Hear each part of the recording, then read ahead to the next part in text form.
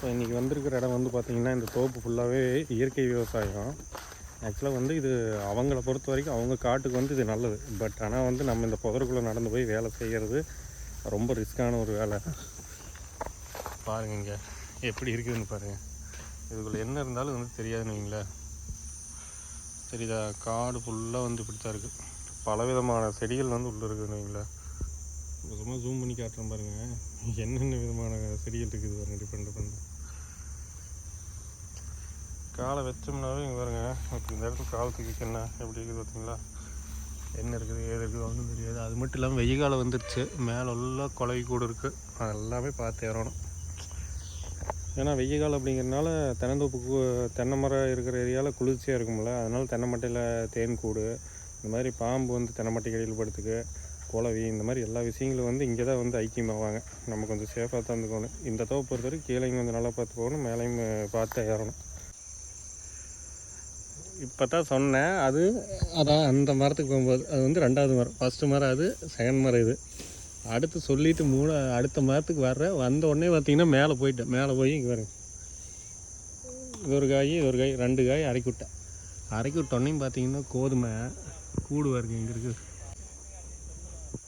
ஆமாம், ஜஸ்ட்டு மிஸ்ஸுதா பருனுது. கத்தியெல்லாம் வீசிட்டு இறங்கி முடியான்ட்டு பார்த்துங்க சாமி. இங்கே இறங்கி வந்து பார்த்தா தான் அந்த கூடே தெரியுது. எப்படி அடிமட்டையை பார்த்தா மட்டும் தெரிஞ்சுமா, மெம்மேல் மட்டையில் இருக்கும்போது நமக்கே தெரியாது. நம்ம பாட்டுக்கு ஏறி வேலை செஞ்சிட்ருப்போம். ஏதோ பூச்சி பறந்தது பக்கத்துலேயே, அதனால பார்த்துட்டு இறங்கி வந்துட்டேன். அங்கே கூட பரவாயில்ல, இங்கே பாருங்கள் இந்த எவ்வளோ பெரிய செடியாக இருக்குது பார்த்தீங்களா. என்னடா ஒரே ஃபீல் பண்ணுற மாதிரியே சொல்கிறேன்னு நினைக்காதீங்க. இங்கே வந்து நமக்கு என்ன பிரியாணியை வாங்கி தர போகிறாங்க, நல்லதுன்னு சொல்கிறதுக்கு என்ன இருக்குது. உண்மையாக அப்போலேயே கொஞ்சம் ஏமாந்துருந்தால் பயங்கரமாக கடி வாங்கியிருப்பேன். போய் ஹாஸ்பிட்டல் போட்டு ட்ரிப்பு போடணும், அந்தளவுக்கு ஆகிருக்கு. அது மட்டும் இல்லாமல் வந்து பார்த்திங்கன்னா கீழே பாருங்கள், இது சும்மா நீங்கள் களைக்கொல்லிலாம் அடிக்க வந்தால் டில்லர் விட்டு சும்மா ஓட்டி விட்டிங்கன்னா கூட அது பாட்டுக்கு மண்ணாக பதிஞ்சு அது ஏதோ ஒன்று நிலத்துக்கு உரமாக போயிடுது. அது இங்கே கூட பண்ணுறதில்ல, எப்படி ஏறுறது. அது மட்டும் இல்லாமல் பார்த்திங்கன்னா காய் போட்டு 4 மாதம் ஆச்சு. எத்தனை குளம் இருக்குது பாருங்க, அதில் எதில் குளவி இருக்குது, என்ன இருக்குது, ஏது ஒன்றுமே தெரியாது. இதெல்லாமே நமக்கு பெரிய ட்ராபேக். எப்படி ஒரு வேலையை செய்யும்போது வந்து பார்த்திங்கன்னா நம்ம என்ன தான் வேலையை நம்ம சுத்தமாக செஞ்சுட்டு இருந்தாலும் 4 மாதம் கழித்து வெட்டும் போது இந்த மாதிரி இருந்தது அப்படின்னா நமக்கு என்ன திருப்தி இருக்குது. அதனால தான் வந்து புலம்பிகிட்டே இருக்க வேண்டியதாக இருக்குது. நம்ம நல்லபடியாக இருந்தால் தான் நம்ம குடும்பத்துக்கு பாதுகாப்பாக இருக்குது. நம்ம இப்படி பயந்து என்ன வேலை செய்கிறதுங்க பாருங்கள். வேலை நடக்காதுன்னு வைங்களேன். இப்போ நம்ம 10 மரம் போட்டிருக்கிறோம் அப்படின்னா இன்னும் 20 மரம் போட்டிருக்கலாம். நல்ல நீட்டான தோப்பாக இருந்து 2 மாதத்துக்கு ஒருக்கா வெட்டிகிட்டு இருந்தாங்க அப்படின்னா 20 மரம் போட்டிருக்கலாம். அப்படியே மலைச்சு நின்றுக்கிட்டே இருக்க வேண்டியதாக இருக்குது. மெதுவாக ஒரு மாதிரி மந்தமாக போகும். ஆல்ரெடி வெயில், என்ன பண்ணுறது. இந்த மரம் ஏறலான்னு வந்தேன். இங்கே பாருங்க, கீழே தேன் பூச்சி பறக்குது பார்த்தீங்களா எத்தனை. அந்த இதுக்குள்ளே வந்து தேன் கூடு இருக்குது.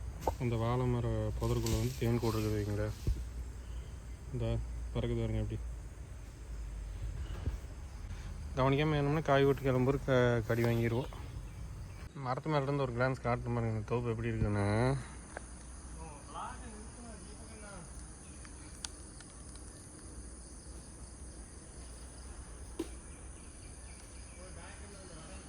மூச்சுக்கு முன்ன ஒரு தடவை பாம்பு இருக்குதுங்கிற ஒருக்கா கூட காட்டிலேயே நினைப்பீங்க. இங்கே பாருங்க தெரிகிறதா, பாம்பு சட்டை.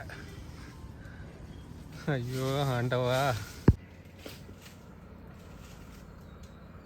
பாருங்க எத்தனை ஊச்சி வரக்குது. நல்ல வேலை தப்பிச்சேன், இல்லைன்னா புடின்னு முடிச்சிருக்கு நேரம். நான் படித்த ஸ்கூலை பார்க்கலாம், ஓகேவா. 5th ஸ்டாண்டர்ட்லேருந்து 8th ஸ்டாண்டர்ட் வரைக்கும் படித்த ஸ்கூலு பாருங்கள். ஆக்சுவலாக இது வந்து ஊராட்சி ஒன்றிய தொடக்கப்பள்ளி பசுவுப்பட்டி. இங்கெல்லாம் ஓடி ஆடி விளையாண்ட காலங்கள்லாம் வந்து மறக்கவே முடியாது. நிறைய ஞாபகங்கள் வந்து இருக்குது. இந்த மேலே இருக்கிற கிளாஸ் ரூம்லாம் இருக்குது பார்த்தீங்களா, இந்த மேலே இருக்கிற கிளாஸ் ரூம்லாம் படிச்சிருக்கேன். இந்த ஜன்னல் 2 இருக்குல்ல, இதுக்குள்ளே வந்து பார்த்திங்கன்னா சயின்ஸு சம்மந்தமான அந்த எலும்புக்கூடு மாதிரியான உபகரணங்கள்லாம் வந்து வச்சுருப்பாங்க. இதுதான் வந்து எங்களோட சைக்கிள் ஸ்டாண்டு, சைக்கிள் நிறுத்துகிற இடம். இங்கே தான் வந்து டக்குன்னு இதுக்குள்ளே வந்து சைக்கிள் இங்கே கொண்டு போய் நிறுத்திட்டு கிளாஸுக்கு போவோம். இந்த கிளாஸ் ரூமு எல்லாமே வந்து படிச்சிருக்கோம். இந்தளவுக்கு மரங்கள் வந்து அப்போ வந்து இல்லை. நல்லா நாங்களாம் குட்டி பசங்களாக இருக்கும்போது இதுவே வந்து ஓடி ஆடி விளையாடுறதுக்கு ரொம்ப போதுமான இடமா வந்து இருந்தது. நிறைய மெமரிஸ் வந்துருக்கு. நான் ஒவ்வொன்றா வந்து காட்டுறேன், ஓகேவா? இந்த சரௌண்டிங்கில் என்னென்னலாம் வந்து நான் என்ஜாய் பண்ணியிருக்கேன் அப்படிங்கிறத என்னால் முடிஞ்ச அளவுக்கு ஞாபகம் இருக்கிற எல்லாத்தையும் வந்து சொல்கிறேன்.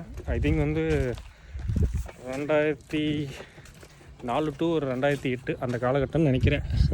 சரியாக தெரில எக்ஸாக்டாக. நான் சொல்கிறேன் என்னென்னு கால்குலேட் பண்ணி. அந்த காலி இடம் தெரியுது பார்த்தீங்களா? அந்த காலி இடம் அது வந்து பார்த்திங்கன்னா சத்துணவு கூடமாக வந்து இருந்தது.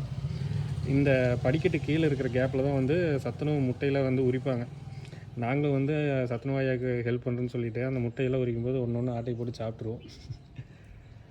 அதுக்கப்புறம் ஃப்ரீயாக காலையில் நேரமே வந்துட்டோம்னா இந்த படிக்கட்டுக்கு அந்த பக்கம் ஒரு கொய்யா மரம் இருக்கும், செம்ம டேஸ்ட்டாக இருக்கும். அதில் வந்து என் ஃப்ரெண்டு மணிகண்டன் நினைக்கிறேன் அவன் பேர், அவன் ஏறி கீழே விழுந்து கை உடஞ்சிது, அதெல்லாம் ஞாபகம் இருக்குது. இதில் அப்படியே சர்க்கிள் ஓட்டு ஜாலியாக விளையாடிட்டுருப்போம். இங்கே உள்ளே இருக்குது பார்த்தீங்களா, அது என்ன? அது வந்து சமையலறை. உணவு கூட வந்து அங்கே பெருசாக கட்டியிருக்காங்க. அதுக்கப்புறம் வந்து இங்கே இருக்குது பாருங்கள், இங்கேயும் வந்து முதலமைச்சர் உணவு திட்டம்னு சொல்லி இது என்னென்னு தெரியல. ஆக்சுவலி இது வந்து கலையரங்கமாக வந்துருந்தது. ஒவ்வொரு ஸ்கூல்லேயும் வந்து பார்த்திங்கன்னா அந்த கலையரங்கமெல்லாம் வந்து இருக்கும்ல, அந்த மாதிரி அப்போ வந்து ஓப்பனாக இருந்தது. அந்த படிக்கட்டு கட்டியிருக்கிறதுக்கு அளவுக்கு திட்டு இருந்தது. அந்த திட்டில் வந்து பார்த்திங்கன்னா ஓடி போய் விளையாண்டு விழுந்து பல்லு உடஞ்சதெல்லாம் வந்து ஞாபகம் இருக்குது. இன்னுமே பல்லு அரைப்பல்லு தான் இருக்குது. அப்புறம் இந்த இடத்துல வந்து ஒருத்தர் தட்டி விட்டு விழுந்துட்டான். அந்த ஸ்டெப்ஸில் தட்டி விட்டு வந்து அது டீச்சர் வந்து பார்த்துட்டு அவனுக்கு ரத்தம் வர பார்த்துட்டு டீச்சர் மயக்கம் போட்டு விழுந்துட்டாங்க. இதுவும் ஸ்கூல் பில்டிங் தான். நான் 6th படிக்கும்போது ஆனுவல் டே நடந்தது. அப்போ வந்து இந்த கிளாஸ்லேயுமே மேலே இருக்கிற கிளாஸ்லேயும் வந்து பார்த்திங்கன்னா ரிஹர்சல் போயிட்டு இருந்தது. அப்போது 8th படிக்கிறவங்களாம் நமக்கு சீனியரில் அவங்களாம் பயங்கரமாக சீன் போட்டு நம்மளையெல்லாம் மிரட்டிட்டு இது பண்ணிட்டு இருந்தாங்க. அதெல்லாம் ஞாபகம் இருக்குது. ஸோ இது ஒரு பில்டிங், ஓகேவா? இதுதான் தண்ணி பைப்பு. ஸ்கூலுக்கு பக்கத்தில் இருக்கிற ஒரு தண்ணி பைப்பு. அப்புறம் அது ஒன்று, இந்த ரெண்டு தான் வந்து ஸ்கூலுக்கு பக்கத்துலேயே ஈஸியாக ஆக்சஸ் பண்ணக்கூடிய 2 தண்ணி பைப்பு. பக்கத்துலேயே டக்குன்னு இப்போ சாப்பிட்டோன்னா லஞ்சு டிஃபன் பாக்ஸில் கழுவுறது, விளையாடிட்டு கைகள் மூடி கழுவுறது எல்லாமே பாருங்க. இது வந்து பிடிச்சி தண்ணி போகிறதுக்கு தகுந்த ஒரு ட்ரைனேஜ் மாதிரி. இந்த அப்போ வந்து இதில் எட்டி குதிச்சு பயங்கரமாக விளையாடுவோம். இது எப்படி இருக்குதுன்னு பாருங்கள், நெட்டு இருக்கும். ஆலமரம் வந்து பார்த்திங்கன்னா இவ்வளோ திக்னஸ், பெரிய ஆலமரம் தான் அப்போவே, ஆனால் இவ்வளோ திக்னஸ் இல்லை. இப்போ இந்த விழுதுகள்லாம் வந்து பார்த்திங்கன்னா நாங்கள் படித்து முடிச்சதுக்கப்புறம் தான் வந்து நிலத்துல இதாக இருக்குது. இந்த உள்ளே இருக்குது பார்த்திங்களா, அதெல்லாம் தான் வந்து நாங்கள் இருந்தப்போ இருந்தது. அப்போ வந்து பசங்க இதை பிடிச்சி இங்கே விளையாடிட்டு இருப்போம். அப்போ வந்து என் ஃப்ரெண்டு ஒருத்தன் கீழே விழுந்து கை இதிலிருந்து பாதி எப்படி 2 உடஞ்சிருச்சு. ரொம்ப ஒரு பிரச்சனையாகிடுச்சு. அதுவும் இந்த மாதிரி நிறைய விஷயங்கள் சொல்லிகிட்டே போகலாம்.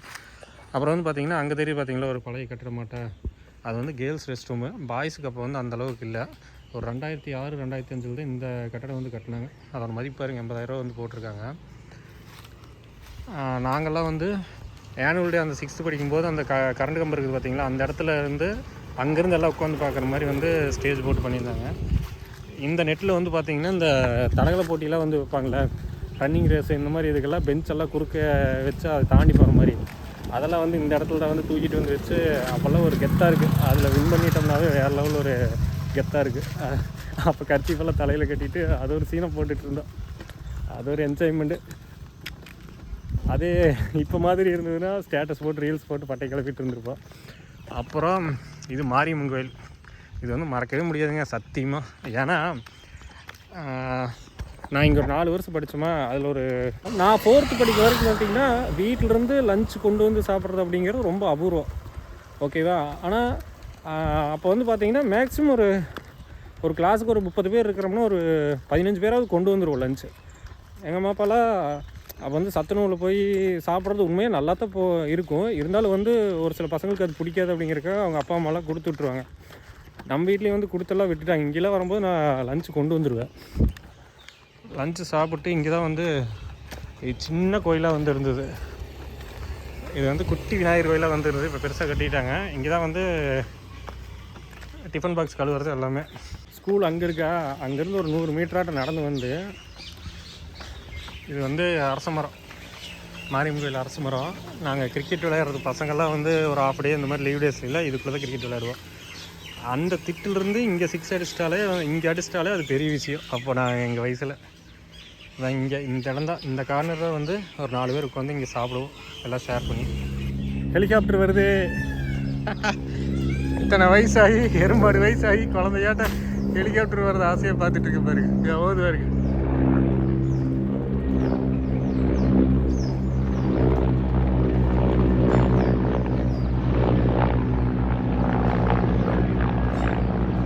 நான் வந்து ஒரு 3 ஸ்கூலில் வந்து படிச்சிருக்கேன்.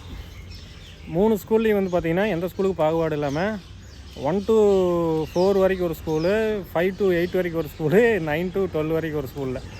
இந்த ஸ்கூல் காமிச்சு பார்த்தீங்கன்னா இதில் வந்து 4th to 8th வரைக்கும் வந்து படித்தேன். அப்போ ஸ்கூல் படிக்கும்போதெல்லாம் வந்து பார்த்திங்கன்னா பெருசாக எந்த ஒரு குறிக்கோளும் இல்லை. விளையாடுறோமா ஜாலியாக இருக்கிறோமா அதான் குறிக்கோள் வந்தது. இப்போ ஒரு குறிப்பிட்ட வயசுக்கு அப்புறம் தான் ஒரு சில புரிதல்கள்லாம் வந்தது. இதெல்லாம் கரெக்டாக அப்புறம் இருந்தே பண்ணியிருக்கணும் அப்படின்னு. அந்த வயசுலேயே வந்து ஒரு சிலர் நல்ல எய்ம் வச்சு அதை அச்சீவ் பண்ணவங்களாம் இருக்காங்க. அந்த மாதிரி இருக்கிறவங்களெல்லாம் வந்து உண்மையாக அவங்களோட மெச்சூரிட்டி லெவல் வேறு லெவலு. அது ஒரு சிலருக்கு வந்து அது அவங்க ஃபேமிலி சூழ்நிலையோ இல்லை அவங்களோட லக்கோ எப்படி வேணாலும் சொல்லலாம். ஆனால் மேக்ஸிமம் வந்து நினச்சிட்டு இருந்தது வந்து நிறைய பேர்த்துக்கு வந்து ஃபெயிலியராக தான் வந்து முடிஞ்சிருக்கு ஏதோ ஒரு சந்தர்ப்ப சூழ்நிலையில். ஸோ அப்போல்லாம் வந்து நான் நினைக்கல இந்த வேலைக்கு வருவேன்னு. இந்த வேலை இப்போ நான் செய்கிறதுனால நான் ரொம்ப அசிங்கம்னா கேவலம்னா வந்து சொல்லலை. ஆனால் எத்தனை வருஷத்துக்கு வந்து என்னால் இந்த வேலை செய்ய முடியும்? எனக்குன்னு ஒரு வயசுக்கு மேலே ஒரு சில ஆசைகள்லாம் வந்து இருக்குல்ல, அதெல்லாம் வந்து இந்த வேலையை செஞ்சு என்னால் நிவர்த்தி செஞ்சுக்க முடியுமா அப்படின்னா கண்டிப்பாக முடியாது. இப்போவே வந்து உடம்பெல்லாம் ரொம்ப வலிக்குது.